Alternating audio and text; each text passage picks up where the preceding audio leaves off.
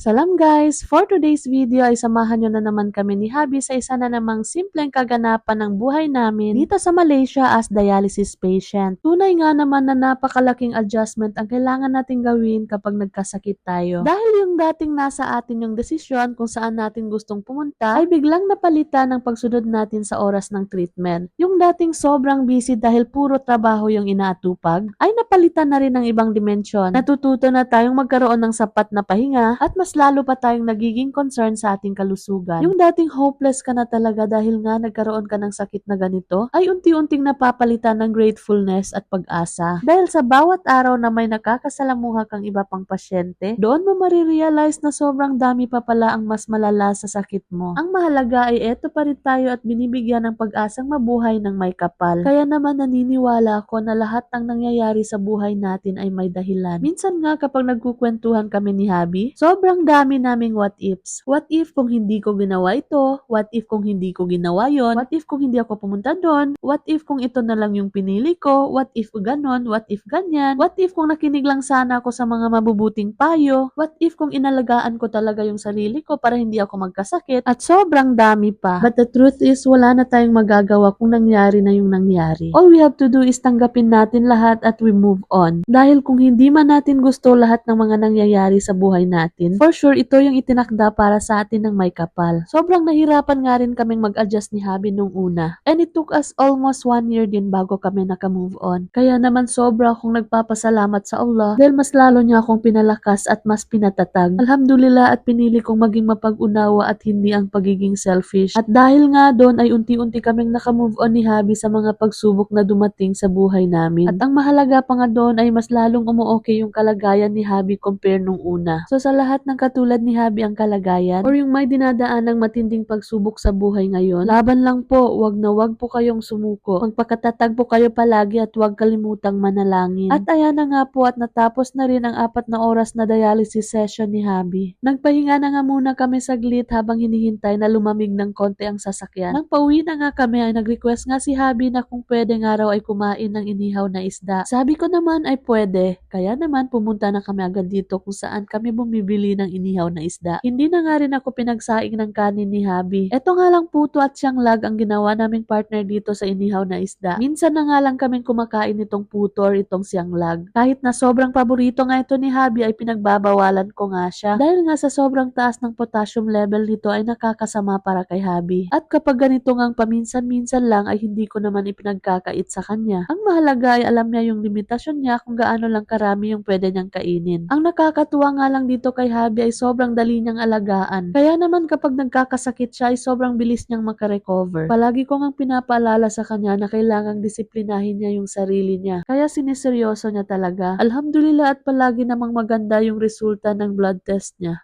And fast forward tayo guys, kinagabihan nga ay naisipan kong magluto nitong piniritong manok. Pagkatapos ko ngang linisan at hiwain itong karne ng manok, ay nilagyan ko na ng isang pirasong itlog. Pagkatapos ay tinimplahan ng asin at pampalasa, konting chili powder at curry powder. At pati na rin itong black and white pepper powder. Pagkatapos ay nilamas-lamas ko lang para pumantay ang lasa. At sinet aside ko na muna. At dito naman sa isang lagayan ay naglagay na ako ng spicy fried chicken mix, konting rice flour para mas crispy yung fried chicken natin. At nilagyan ko na rin ng konting cornstarch. Binudburan nitong black and white pepper powder para mas lalo pang sumarap. Then hinalo-halo ko lang ng mabuti para ma-well distributed yung mga ingredients. Pagkatapos ay inisa-isa ko na ngang ikot yung na-marinate ko kanina. Bale ganito nga pala yung ginagawa ko kapag gusto kong ma-achieve yung may pagka-crispy-crispy effect ng fried chicken. Dapat marami yung harina na ginagamit natin sa pagko-coat. Pagkatapos ay pisil-pisilin yung manok at i-make sure na lahat ng bahagi ay natamaan ng coating. And lastly, before ko nga piniprito ay pinapagpag ko ng konti para maalis yung mga excess na harina. And of course, kapag nagpiprito ako ng fried chicken ay kailangang marami yung mantika. At yung apoy naman ay katamtaman lang. Huwag masyadong malakas at huwag ding masyadong mahina. Nang sa ganun ay maganda yung pagkaluto ng ating fried chicken. Pantay yung pagkaluto hanggang sa loob. Binabalik-baliktad ko nga dyan para mas mabilis na maluto. At nang makuha ko na nga ang luto na gusto ko ay hinango ko na nga. Ay kasi sobrang sarap naman itong tignan. At pagkatapos ko ngang magluto ay naghain na nga rin ako kaagad at nang makakain na nga kami ni Habi. Eto nga palang Thai chili sauce ang gagawin naming pang dip dito sa fried chicken namin. At before pa man kumain ay nagdoa na nga muna kami para magpasalamat sa lahat ng biyayang nasa harapan namin. Success nga raw yung fried chicken na niluto ko, sabi ni Habi. Tamang-tama nga raw yung lasa at super crispy pa. Good critic itong si Habi, guys. Kapag hindi masarap, sinasabi niya talagang hindi masarap. At sinasuggest niya pa nga kung ano yung dapat na idagdag at ibabawas. Nang sa ganun nga raw ay mas lalo pang matututo at mai-improve. Kaya naman sa hindi pa kumakain dyan, kain tayo guys! And that's all for today. Thank you for watching. See you on my next vlog.